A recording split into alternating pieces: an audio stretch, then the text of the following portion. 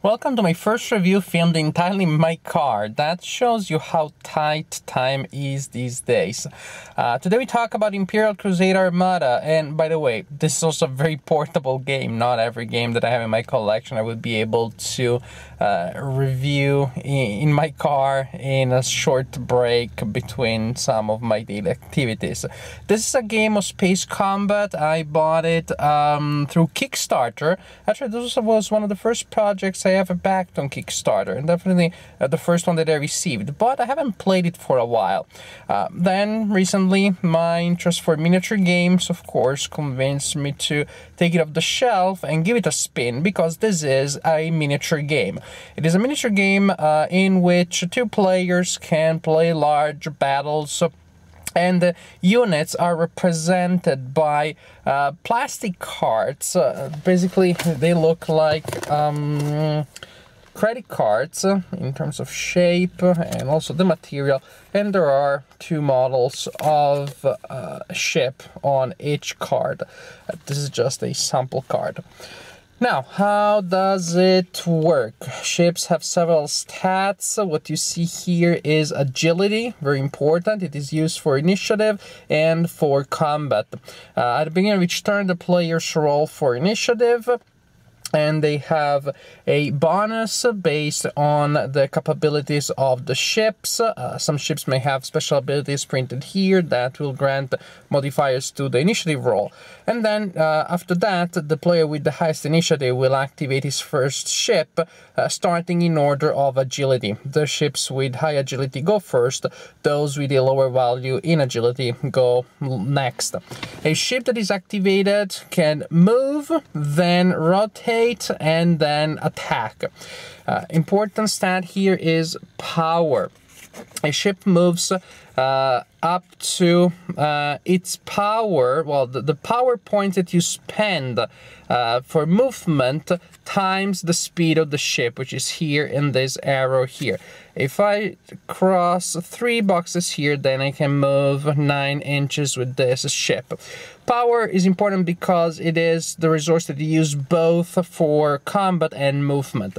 After you move, the ship can rotate by no more than 90 degrees on each side, so I guess that actually is 180. Some ships actually have the ability to rotate even more, and then you can attack. These are the weapons that you have available, these symbols here. Some ships may also have weapons that are described in this lower section of the card. Each weapon has 3 stats, with some exceptions. One is the points of damage that are inflicted on the opponent when the ship hits. The other, when the weapon hits. The other one is range, and then you have the cost. Each time that you fire that weapon, that is the cost in power that you have to pay.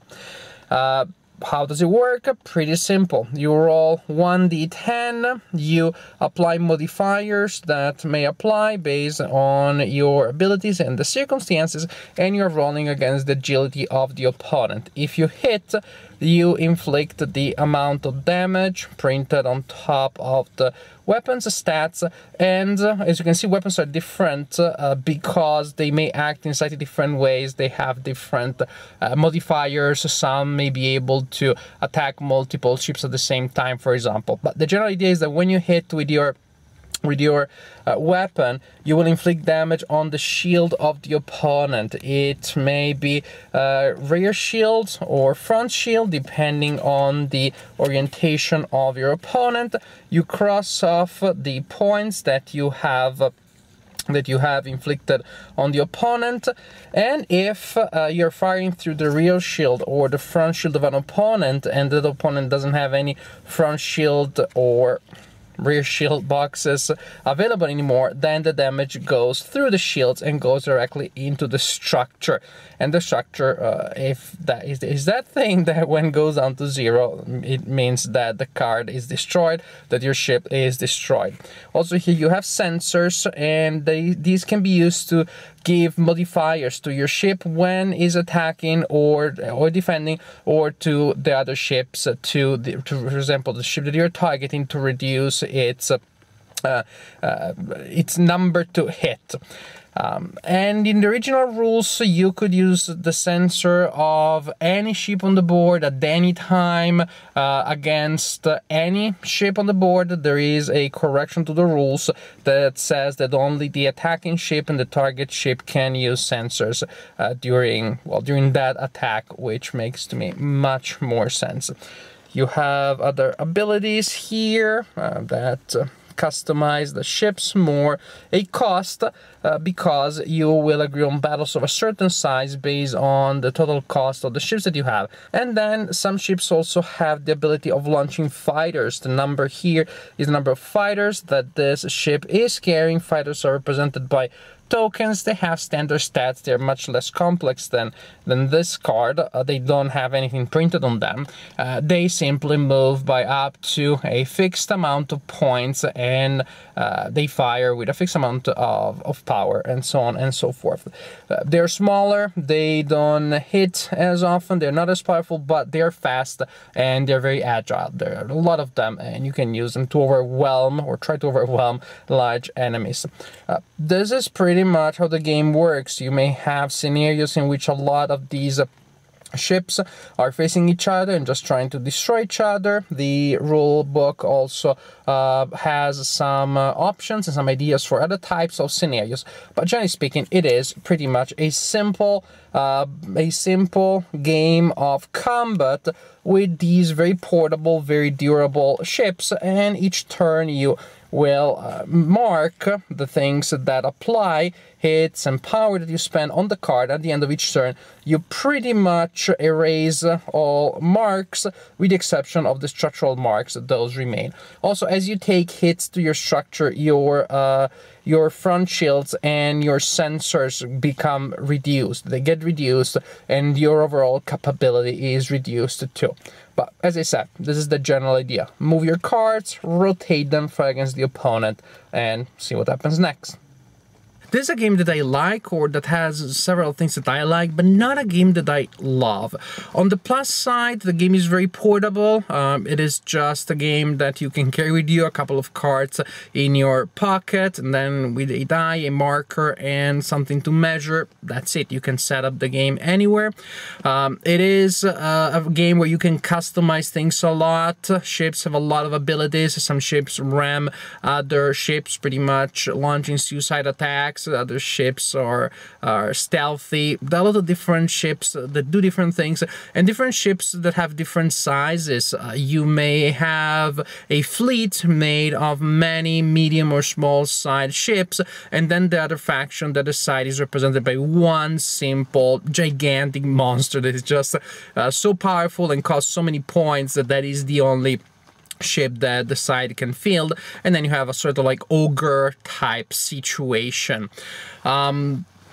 On the minus side, well, you need a large surface. Not everybody enjoys that. You really need a large surface. You can rescale the game and play it with a smaller scale. Then I think it would work on a smaller surface.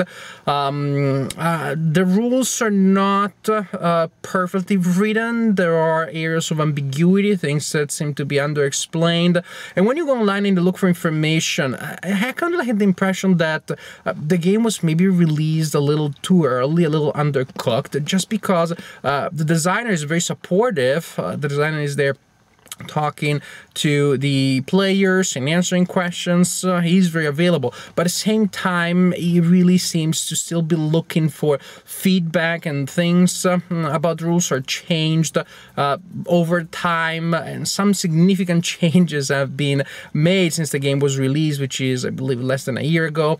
There are just things about the rules that I think still need to be tweaked, and you probably will have to do that by yourself after you see what the changes have been, and you see what changes have been made. Then you may still have to do some little changing or a little adjusting, tweaking here and there by yourself. To me, though, the biggest problem of the game, the one that really, to me, slows down the game to the point that makes it not one of the most enjoyable games. The problem is bookkeeping. If I'm playing a heavy, deep, complex war game where you need to keep track of a lot of things, but also have a big return in terms of experience, complexity, and depth, I don't mind that. I think it is a good investment. For a game this simple, this light, I think that there is a lot of bookkeeping to do. You're continuously marking the power points that you are spending, and you have to count how many you have to decide how many you want to use for this or for that. You have to, you know, keep track of the shield points that go down, sensors. You mark modifiers that sensors give to all ships at the end of each turn. You erase that from all the ships. And if you have a large number of ships, it just takes work. I just simply realized that towards some of the games, towards the end of some of the games, I was almost feeling like, oh my gosh, I have to do it again. I just felt that there was a gap there, a disproportion between what the game could give me as a light miniature games and what the game required so that the design could work. And this is, to me, actually the biggest problem. Something else that also slowed down the game a little bit is that sometimes you really have a large number of ships to move, especially if you use fighters, and fighters start sending out 10 carriers start sending out 10 fighters each, then you have a large number of things that move each turn. It just seems to me that this is a design that is a little too burdensome. There's something a little awkward, cumbersome about the execution of the design when you compare that to what the design can give you. This is not a bad game, and I think it's a game that many players can enjoy as a light space combat game, but to me there is just too much to do to make the design work, to make the game worth it.